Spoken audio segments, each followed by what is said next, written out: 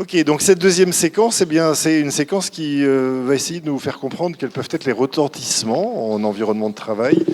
Et en fait, quelle meilleure idée que celle de voir à travers un parcours, alors qui évidemment est un des milliers de parcours très différents, mais il y a quand même un certain nombre d'éléments que je suis sûr qu'on va pouvoir ressortir de cette réflexion, enfin en tout cas de ce témoignage que va nous donner Inès. Alors, peut-être resituer quelques éléments de contexte avec une première question. Inès, qu'est-ce qu'il nous faut savoir d'intéressant sur vous pour qu'on puisse comprendre le contexte dans lequel on va parler de votre parcours et de votre parcours avec l'épilepsie? Donc déjà, bonjour à tous. Donc je m'appelle Inès, j'ai 23 ans et j'ai travaillé pendant longtemps. Enfin, j'ai été accompagnée plutôt... c'est plus le terme, je pense, accompagnée avec Marina, Hélène, le docteur Claire Ricordo, qui est ma neurologue, mon médecin, et qui m'a accompagnée qui m'accompagne encore aujourd'hui pour mon épilepsie. Et aujourd'hui, ça a été un parcours qui, depuis que je suis en troisième, je dirais, c'est là que mon épilepsie s'est déclenchée, qui a été un parcours assez tumultueux, pas facile, parce que c'était vraiment l'inconnu total. On ne connaissait rien de tout ça, parce que je l'ai vécu clairement pas toute seule, je l'ai vécu avec ma famille. Comment ça s'est passé d'ailleurs, votre première crise d'épilepsie? Où et comment? En fait, ma première crise d'épilepsie, moi je ne connaissais pas cette maladie. J'étais en troisième, donc j'étais adolescente. En troisième, je pense qu'on a quel âge? Je me souviens même plus. On a 14 ans? 15 ans? Oui, 15 ans. J'avais 15 ans et en fait, je me souviens, c'était un samedi matin, je crois. Et en fait, je me suis réveillée, j'avais très mal à la langue et il y avait du sang sur mon oreiller.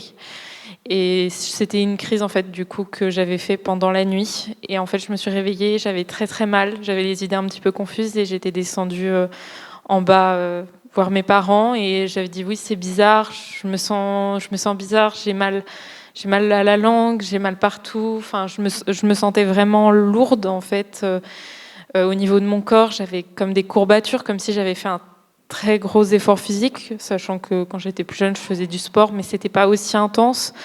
Donc c'était très bizarre et en fait, mes parents, ça leur a fait un petit tilt entre guillemets et directement on est allé voir le médecin. Mais ça a été un vrai parcours du combattant de trouver un neurologue qui puisse m'accompagner parce que quand on a cet âge-là, on est entre malheureusement les adultes et les enfants.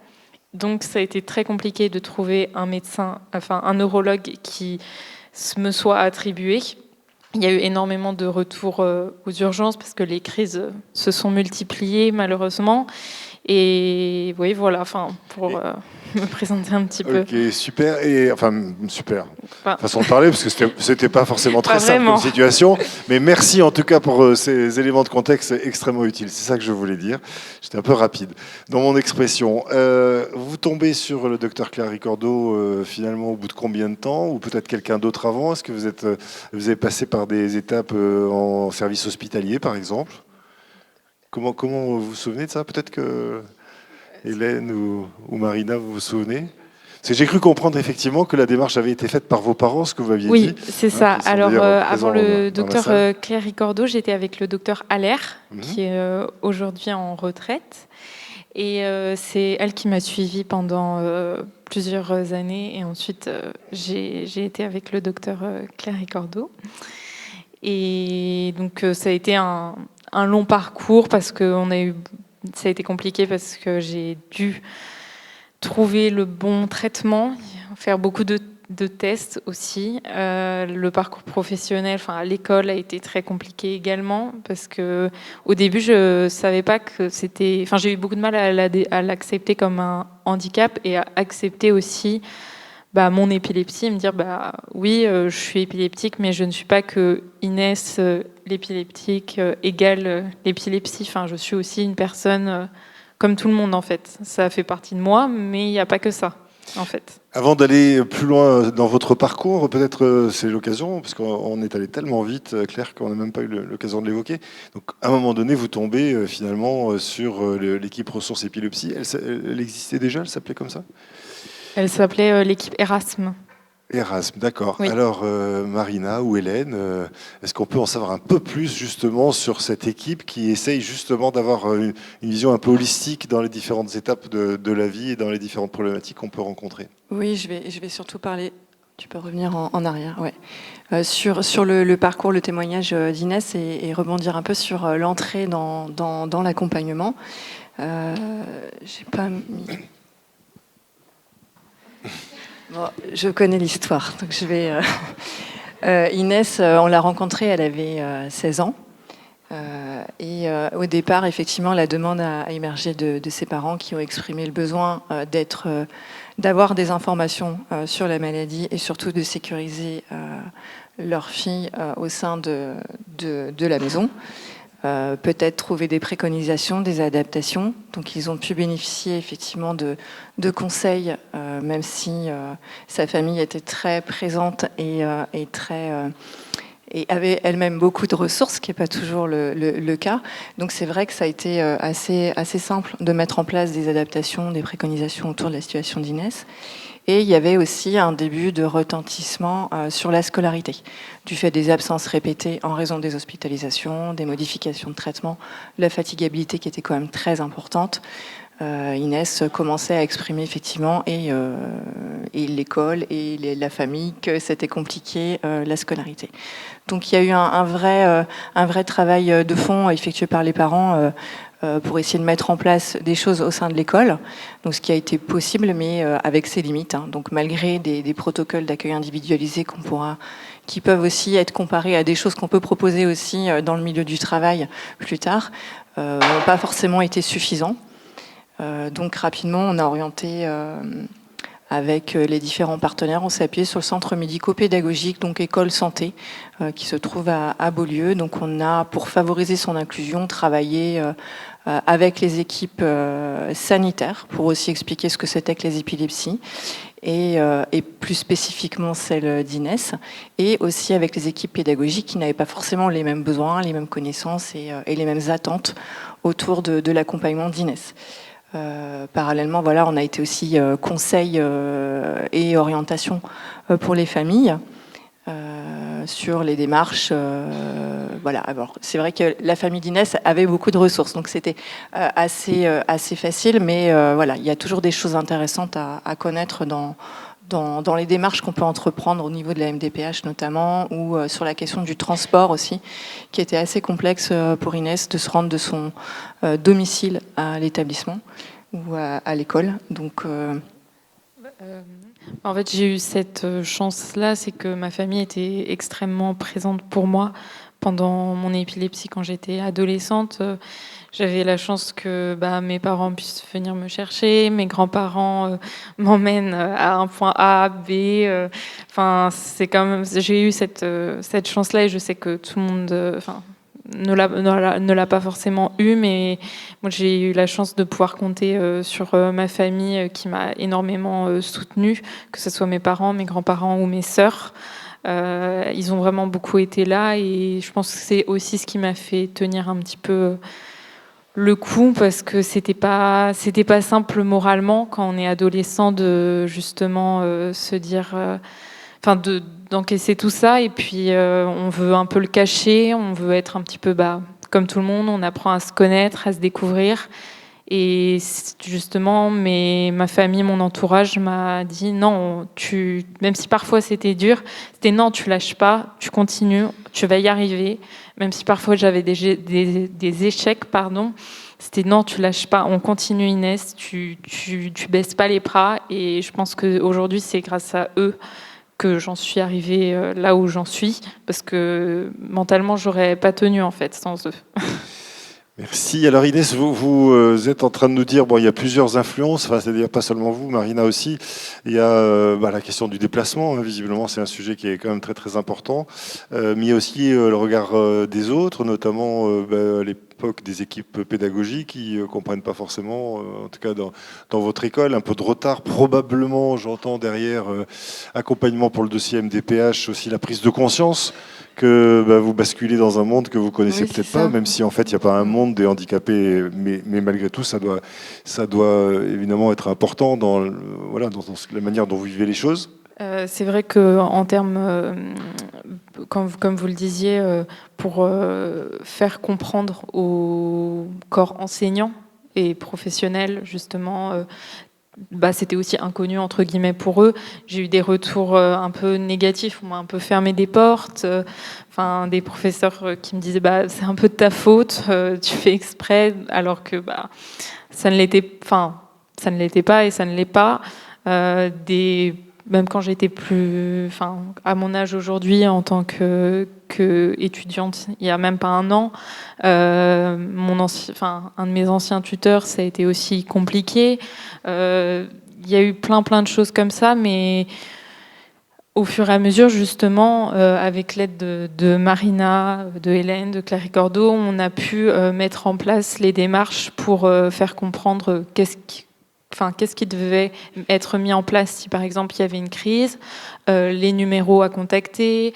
Et c'est ce que j'ai pu aussi faire, par exemple, dans mon nouvel emploi aujourd'hui, pour rassurer, entre guillemets, l'équipe et mettre toutes les dispositions bien mises en avant pour que tout fonctionne bien, en fait. Alors, avant d'arriver à votre emploi d'aujourd'hui, mais on va en parler, c'est sûr. Oui, elle va vite. Tout à l'heure, j'ai fait du teasing et on a hâte de savoir ce vers quoi vous êtes orienté. Donc là, il y a pas mal de choses à mettre en place. Vous allez nous l'expliquer, Marina et Hélène, probablement dans l'accompagnement. Oui, je vais passer la main à juste Hélène. Tout à l'heure, et Hélène en particulier, parce que je crois que vous avez beaucoup accompagné. Juste pour vous, vous arrivez à passer votre bac, donc du coup, après ces étapes-là, parce que c'était la troisième au début, Inès, vous arrivez jusqu'au bac, c'est ça ?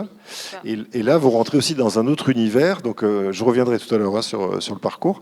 Et dans cet univers-là, où vous passez le bac, en fait, quels ont été les impacts que vous avez pu découvrir dans ce passage, on va dire, d'un environnement déjà pas simple au début, mais qui commençait à être un peu plus maîtrisé, je suppose, et qui vous amène vers une vie d'étudiante. Donc du coup, j'ai eu mon bac économique et social. Ensuite, je me suis orientée donc vers une licence de design graphique à l'école Lisa à Rennes. Et ensuite, j'ai fait un master en stratégie digitale. Et donc, dans un premier temps, ma licence,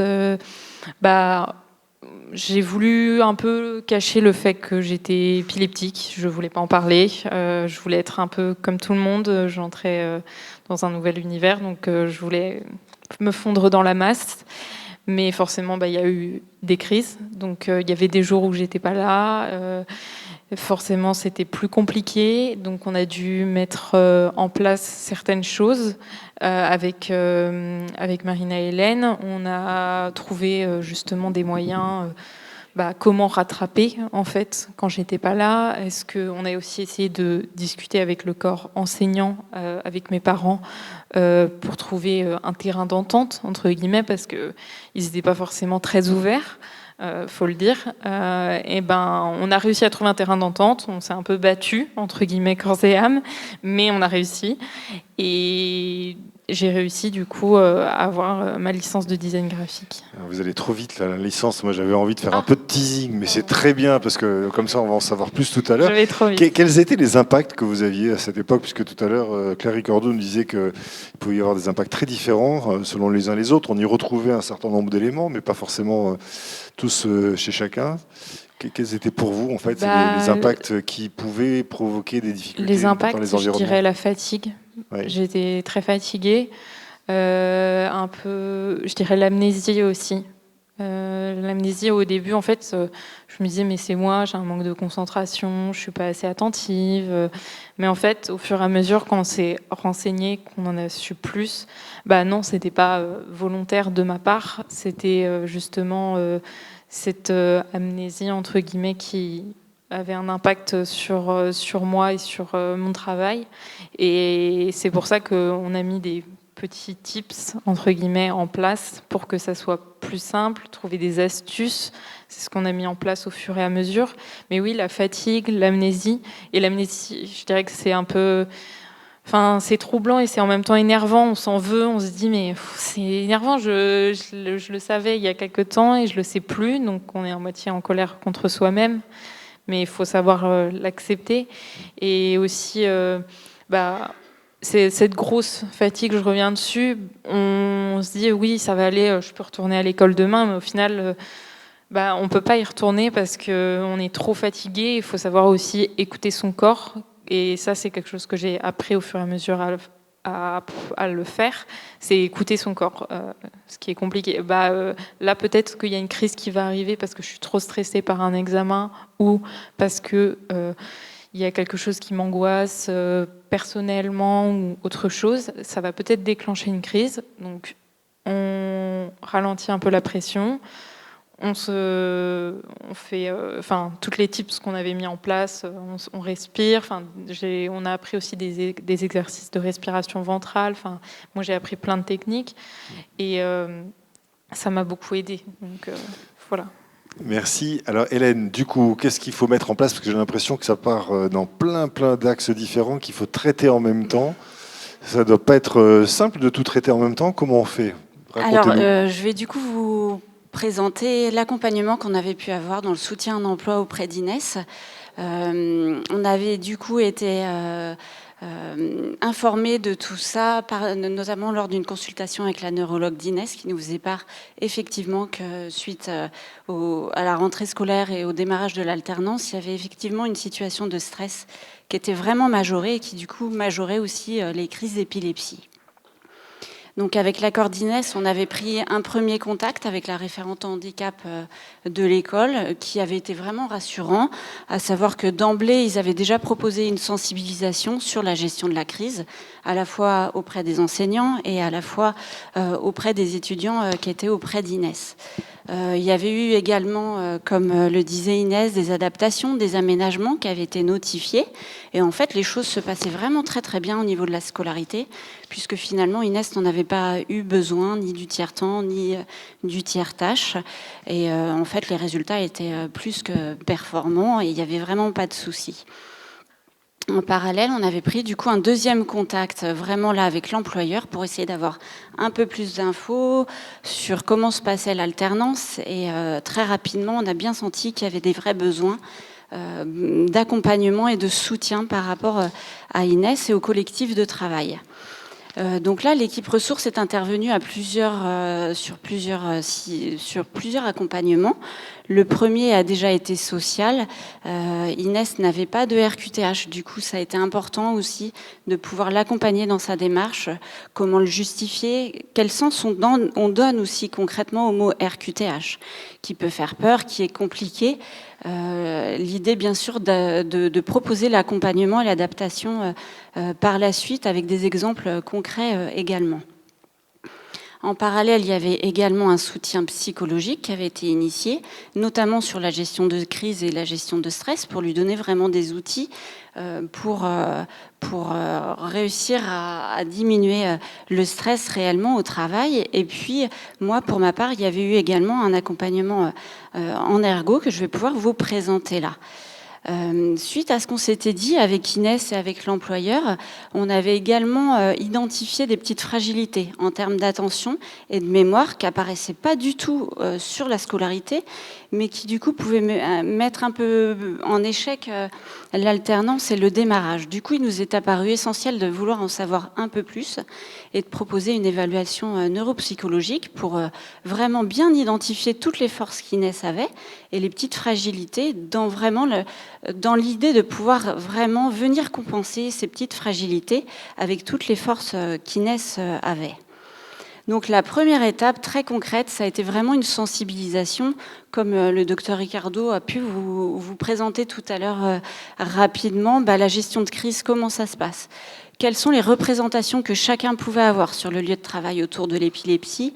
Donc il en est ressorti à peu près les mêmes questions parfois, les mêmes idées reçues sur mettre quelque chose dans la bouche, enfin plein de questions qu'on retrouve très souvent sur des idées reçues qu'on a pu tous avoir. L'idée, c'était vraiment de ressortir de cette sensibilisation-là avec un vrai protocole de défini, de savoir comment se présentait l'épilepsie chez Inès. et de savoir quelle conduite à tenir concrètement si un collègue est présent avec Inès et qu'il y a une crise. Ben voilà où vous pouvez trouver toutes les infos qu'on s'est dit aujourd'hui et que ça tienne réellement dans le temps. Avec Inès, on s'était aussi mis d'accord et on avait vraiment construit aussi une petite sensibilisation très rapide autour des troubles attentionnels et mnésiques. Là aussi, on voyait que vraiment, il n'y avait pas une bonne compréhension. Et du coup, une vraie représentation, comme on a pu tous avoir tout à l'heure dans la présentation, c'est-à-dire que s'il y a quelque chose qu'on a besoin de répéter plusieurs fois, c'est pas de la mauvaise volonté, c'est pas que la personne n'est pas impliquée, mais c'est qu'il y a autre chose derrière. Et du coup, naturellement, on a réussi à amener aussi d'autres stratégies. Comment s'organiser concrètement par rapport aux missions qui étaient données à Inès dans ce démarrage et cette découverte du monde du travail. Il y avait besoin au démarrage vraiment qu'on vienne soutenir, qu'on vienne restructurer les choses différemment. Donc ça a été prendre le temps en termes d'organisation, de mettre en place des fiches mémo en partenariat avec le tuteur d'Inès pour les construire ensemble, savoir dans tous les nouveaux apprentissages à quoi on pouvait se référer, quels étaient les outils qu'Inès pouvait avoir à proximité pour être à l'aise, pour baisser son niveau de stress et puis petit à petit vraiment gagner en autonomie. Comme Inès a pu le dire tout à l'heure, il y a eu aussi tout un travail de psychoéducation. Concrètement, c'est vraiment réussir à mieux gérer son énergie au quotidien dans le monde du travail. Comme Inès le disait, au départ, elle a voulu tout faire comme tout le monde et puis finalement, on s'est rendu compte que ce serait intéressant de pouvoir aussi décoder en fait, ces petites signes de fatigue avant de se mettre vraiment dans le rouge, où là, on observe que les troubles attentionnels, comme tout à chacun, c'est plus compliqué de rester concentré, c'est plus compliqué de mémoriser tout ce qu'on nous dit.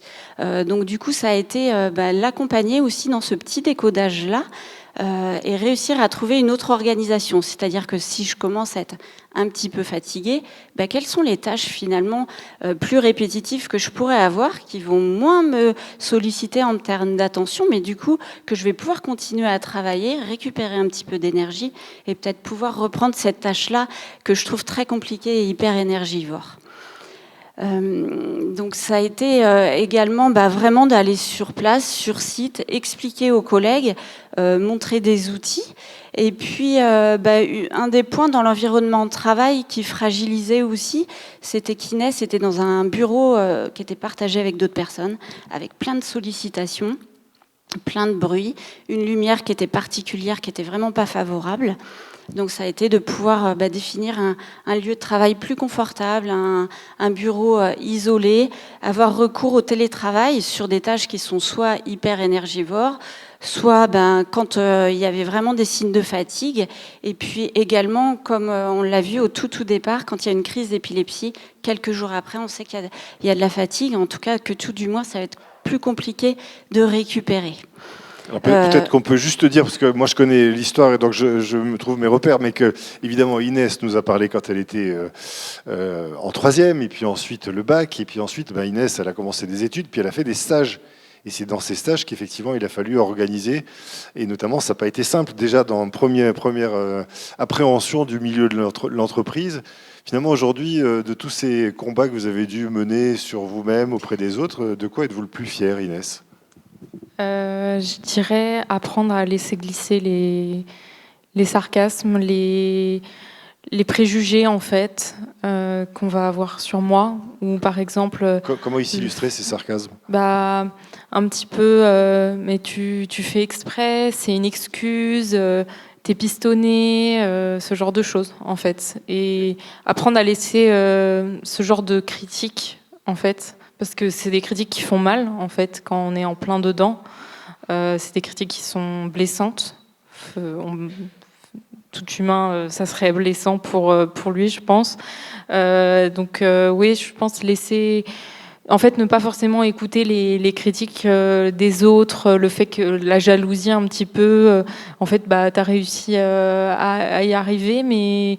Non, t'as fait, on t'a aidé pour y arriver, ou t'as eu le droit, par exemple, à un tiers-temps. Enfin, moi, par exemple, pour vous donner un exemple typique, j'ai déjà plusieurs fois eu des moqueries sur le tiers-temps. en fait. Oh, mais ceux qui ont des tiers-temps, franchement, j'ai eu plein de fois des moqueries sur le tiers-temps et j'en entends encore.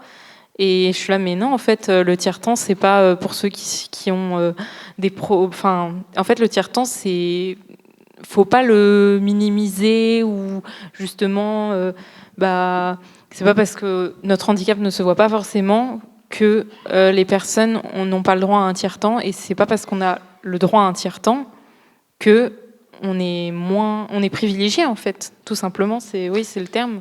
Quand vous étiez tout au long de vos études, vous étiez en stage ou en alternance, je ne sais plus l'un ou l'autre, vous m'aviez dit ça. Stage, alternance. Quels ont été un peu les rôles des différents acteurs? Je suppose que vous aviez un tuteur, par exemple, dans l'entreprise. Comment ça s'est passé? Alors, en alternance, pour vous donner une idée, en 2 ans, j'ai eu 4 tuteurs. Donc, ça fait beaucoup. Je pense, je suis assez fière d'avoir survécu à 4 tuteurs en 2 ans. C'est pas rien. Et puis mon premier tuteur, je pense que ça n'a pas été simple non plus. J'ai vécu, je peux dire, un harcèlement. J'ai vécu un harcèlement de sa part. Moi, c'était une des premières expériences justement en entreprise, et j'essayais de bien faire, de m'intégrer, je voulais justement rentrer dans le moule, mais ça ne convenait pas à cette personne-là, et forcément, ça a généré énormément de stress qui s'est représenté sous forme de crise, d'épilepsie. J'étais stressée en allant au travail, stressée en repartant du travail. Je me souviens, je pleurais en partant du travail. Ça a été vraiment un enfer sur cette période-là. Et ce qui a un petit peu stoppé ça, c'est que ma famille m'a dit c'est soit tu arrêtes ton alternance, soit tu te mets en arrêt maladie, parce que ça ne va pas être possible si tu continues à faire des crises plusieurs fois par semaine, régulièrement. C'est soit la santé, soit le travail, mais ça sera la santé et on ne te laisse pas le choix. Donc... J'avais une question subsidiaire. Si maintenant que vous avez de la maturité de votre parcours, un peu de recul, si vous deviez ne plus refaire quelque chose, ça serait quoi? Ne pas me laisser faire. Ne pas me laisser faire sur beaucoup de points. Je dirais ça. Apprendre à dire non. Apprendre à m'écouter et apprendre à dire non, en fait. Je dirais ça. Ouais. Alors, je ne suis pas d'accord et c'est comme ça. Parfait. Très bien. Parce que souvent, j'avais l'habitude de dire oui un petit peu à tout pour faire plaisir. Ah oui, pour glisser. Pour être comme tout le monde, mais il faut apprendre à dire non. Très bien, je suis peut-être pas comme tout le monde, mais j'apprends à dire non, en fait. D'accord. Alors, autre question, on a évoqué vos parents, on a évoqué l'équipe ressources. Quelles ont finalement été les ressources les plus importantes que vous avez eu la chance de pouvoir mobiliser dans votre parcours? Les ressources les plus importantes, je dirais le CMP, qui m'a beaucoup aidée à Beaulieu, quand j'ai été au CMP au lycée. Ça n'a pas été facile, parce que forcément, on n'est pas beaucoup par classe. Quand on est adolescent au lycée... quand on est 2-3 par classe, forcément, c'est pas très simple, parce qu'on se construit au lycée. Quand on passe d'une classe de 30 élèves à 2 élèves, c'est pas évident. Donc, je pense que ça n'a pas été un moment de ma scolarité simple, en fait. Mais oui, je dirais le CMP et ma famille, qui a été le principal. Alors on va lever le voile maintenant. Est-ce que vous pouvez parler de votre job? On va revenir après sur l'équipe ressources, mais à vous toujours, toujours Inès, pour lever le voile sur le job que vous avez trouvé et la manière dont vous avez pu accéder à ce job. Ça va faire 2 mois que j'ai obtenu un CDI. Donc je suis très très fière. Donc merci beaucoup. Donc, j'ai obtenu un CDI dans une agence qui s'appelle Rennes Connect Art Collection Hôtel, qui est sur Rennes, qui est basée sur Rennes. Et l'objectif, c'était vraiment de trouver près justement de là où j'habite, parce que je voulais y aller à pied, que ça soit simple, parce que je n'ai pas le permis de conduire. Donc, je voulais vraiment essayer de mettre un petit peu les chances de mon côté. Donc j'ai trouvé quelque chose qui était à 10 minutes à pied de chez moi. Donc pour faire mieux, il n'y a pas. Donc j'étais très contente. Et puis j'ai trouvé ce job-là sur Indeed. Donc j'avais un petit peu peur après justement l'alternance de pas trouver directement. Et j'ai réussi à trouver justement cet emploi-là. Au niveau de l'épilepsie, j'ai d'abord passé un premier entretien. Donc je n'ai pas mentionné mon épilepsie.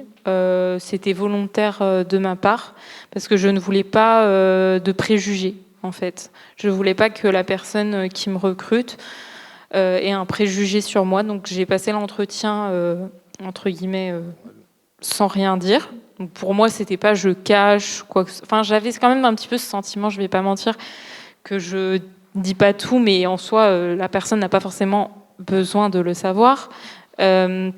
C'est seulement quand j'ai signé les papiers et que j'ai été embauchée dans l'entreprise, je me suis dit, j'ai réfléchi, je me suis dit par sécurité, en fait, pour la sécurité de ma sécurité dans un premier temps et le bien-être de l'équipe avec laquelle je travaille, je préférais en fait être transparente. Donc je l'ai dit dès la première semaine. Je suis dans un premier temps allée voir ma directrice marketing et je lui ai dit en fait, je voulais juste souligner, j'ai une épilepsie, donc aujourd'hui, elle est, je la contrôle très bien, je la gère très bien, je sais quand les crises vont apparaître, je sais reconnaître les signaux. Donc j'ai une équipe avec laquelle justement je travaille, donc je pourrais vous transmettre un petit papier avec qu'est-ce qu'il faut faire, qu'est-ce qu'il ne faut pas faire. Et donc j'ai expliqué que pour ma part, il n'y avait pas forcément de personnes à appeler. Et j'ai dit du coup les numéros à appeler si besoin. Elle m'a dit très bien, il n'y a aucun problème et c'est bien que vous nous l'ayez dit. Elle m'a dit justement, nous, il y a des personnes dans l'entreprise qui ont une RQTH, c'est pas un souci. Juste, on fera un petit brief avec l'équipe pour que les personnes soient au courant, en fait, par sécurité. Merci infiniment Inès de ce témoignage. J'espère que vous prenez conscience du cadeau qu'Inès nous fait et aussi peut-être peut-être un certain risque qu'elle pouvait prendre en nous faisant ce cadeau-là. Donc vraiment merci. Restez avec nous bien évidemment. On va continuer parce qu'on a beaucoup entendu parler de l'équipe ressources épilepsie. Puis ça serait peut-être l'occasion de faire maintenant un zoom aussi sur épilepsie, environnement de travail. Comment ça se passe? Qu'est-ce que vous avez repéré comme élément qu'il faut prendre en compte, les risques, les craintes? Je vous laisse présenter l'équipe peut-être dans un premier temps. Je ne sais pas combien de temps on a. On est un peu en retard. On est un peu en retard. Donc je vais faire 10 minutes très vite maxi. sur la présentation de l'équipe ressources épilepsie parce que je pense que la partie d'Hélène sera vraiment très intéressante en pratique pour les différents professionnels qui sont présents. Donc il y a un stand à l'extérieur où il y aura les plaquettes et je pourrais vous expliquer, mais rapidement on est une équipe pluridisciplinaire qui est intervenant sur la région Bretagne dans le cadre de l'accompagnement des personnes de plus de 13-14 ans. Dès lors qu'il y a un retentissement sur le quotidien lié à l'épilepsie, quel qu'il soit et dans quelque dimension que ce soit, scolarité, vie sociale, retentissement psychologique ou autre. Et on travaille avec des usagers bénévoles qui font partie de nos instances et qui peuvent être aussi décisionnaires des différentes actions collectives qu'on peut proposer sur le territoire et qui ont toute leur place dans les différentes actions individuelles ou collectives. Donc l'équipe assistante sociale, psychologue, neurologue, ergothérapeute, moi-même, assistante de coordination et tous les patients partenaires et certains experts, dont Léa, ici présente, qui sont donc habilités à faire des formations et des sensibilisations auprès des professionnels. Donc on a la mission d'accompagner les personnes, la personne elle-même ou ses proches, ou les deux, ou la fratrie, ou les enfants de personnes concernées, mais aussi d'être soutien auprès des professionnels, quels qu'ils soient du milieu médico-social, sanitaire ou totalement naïfs à l'épilepsie ou à la pathologie chronique. Et dès lors qu'il y a une interrogation, on peut être présent et être soutenant auprès aussi des équipes qui sont déjà dans un accompagnement. Et en ça, la pluridisciplinarité et l'identification des ressources peut être une grande plus-value dans les accompagnements des personnes qui ont une épilepsie. Sur la question... Sur la question, alors il y a plein de besoins, comme je vous l'ai dit, mais il y a surtout le besoin de la mobilité qui revient très souvent, qui est un frein pour la vie sociale, mais aussi pour l'insertion professionnelle et parfois le maintien dans l'emploi, dès lors qu'il peut y avoir une interruption temporaire ou plus longue de la conduite, de l'accès à la conduite. L'accès pour toi, Inès, n'a pas été possible, mais pour certaines personnes, la maladie peut arriver et compromettre tout un projet de vie et un projet professionnel. Donc il faut trouver des solutions, il n'y en a pas toujours, mais c'est vrai que suite à ce constat qu'on a tout de suite rapidement identifié dès le démarrage de cette équipe en 2017, l'ergothérapeute alors en place et l'assistante de coordination ont travaillé au recensement des différentes alternatives à la conduite et toutes les initiatives locales, régionales et départementales ont été recensées et vous pouvez les trouver sur le site internet de l'association Neuro-Bretagne. Donc c'est une association de professionnels neurologues bretons et pas que, il y a aussi des médecins du travail, etc. Donc n'hésitez pas, ça peut être une bonne ressource. Il y a aussi tous les acteurs de la mobilité dont certains sont présents aujourd'hui, notamment Mobine, Mobilité Inclusion, qui est un réseau régional et qui a des adhérents dans tous les départements. Et c'est vrai que sur le secteur de Rennes, plus précisément, on travaille beaucoup avec WeCare, voilà, qui est un conseiller mobilité et qui peut accompagner les personnes qui ont une épilepsie. Je vais passer la main à... Alors, à Hélène, pour parler Exactement. de l'environnement, de l'emploi par rapport à l'épilepsie. Déjà, je vais vous présenter quelques chiffres qui montrent un petit peu la situation actuelle des personnes atteintes d'épilepsie et de travail. Dans toute la population, on retrouve 70% qui sont en poste, 10% qui ont une pathologie qui malheureusement est trop lourde pour pouvoir travailler. Et on retrouve également 20% de personnes qui travaillent, mais pour lesquelles il y a quand même des difficultés répétées ou durables d'accès ou de maintien en emploi. On retrouve un taux de chômage qui est 2 fois plus élevé. Et pour 40% des personnes qui sont en emploi, on retrouve vraiment une sous-qualification, c'est-à-dire qu'ils occupent des postes qui ne sont pas à la hauteur ni de leurs compétences ni de leur diplôme. Pour aller un petit peu plus loin sur ces chiffres et sur l'interprétation, on a retrouvé différentes études qui montraient bien les stigmatisations et les freins, qui sont identifiés à plusieurs niveaux. Déjà, au niveau de l'entourage, on s'aperçoit qu'il y a 46% de l'entourage des personnes atteintes par une épilepsie qui ne conseillent pas à leurs proches de parler de leur épilepsie à leur employeur. Au niveau des collègues, il y a également une étude qui a montré qu'il y avait une anxiété très importante à l'idée de devoir interagir avec un de leurs collègues qui serait épileptique.